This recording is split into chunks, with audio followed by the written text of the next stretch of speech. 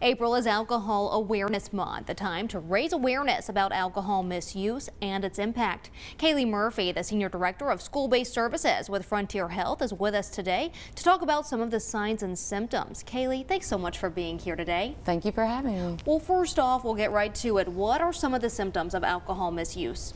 Obviously, there are several symptoms, but I think the big ones to look out for are, failure to fulfill responsibilities like at home, work, school, those type of things.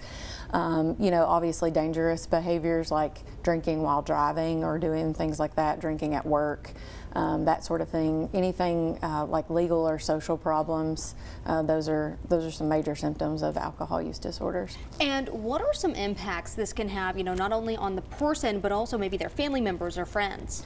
Obviously, it's hard to see loved ones deal with this because it's difficult for them as well, seeing someone that they love struggle.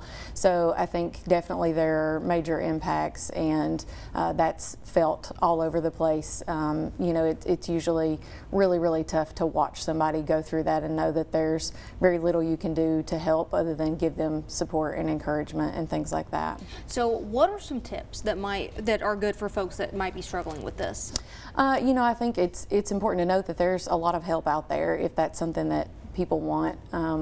There are Alcoholics Anonymous meetings out there. There's alcoholicsanonymous.com if you're looking for a local meeting. They occur multiple times a day all over the Tri-Cities region. There is our Turning Point facility, which is 24/7, 365 days a year that people can walk in. They can get help with that sort of thing. They can have an assessment to determine what steps might be needed. We even have detox facilities there and longer term treatment options if that's appropriate. They can talk to their doctor if that's where they want to start. There's, medication assisted treatment out there and lots of different things just depending on the person. Now, if someone is on the cusp of all this, should they just quit cold turkey, or what's the best way to go about this? Everyone's different and their level of drinking is different. Their health risks are different. So we always say talk to a healthcare professional like your doctor before stopping cold turkey, because you just never know how that will affect someone. So we definitely recommend seeking medical advice before quitting. And I know that you just brought up a few of these options a few moments ago, but how can people get help? Obviously that's the first step. And what are some of the options here in the region?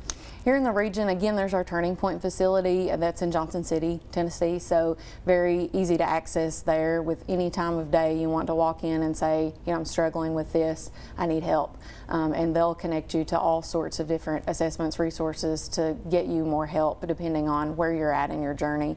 Obviously those meetings are very important. You can start with your primary care physician or another healthcare professional that you trust, such as a therapist, counselor, anything like that. There's lots and lots of options out there if people want help.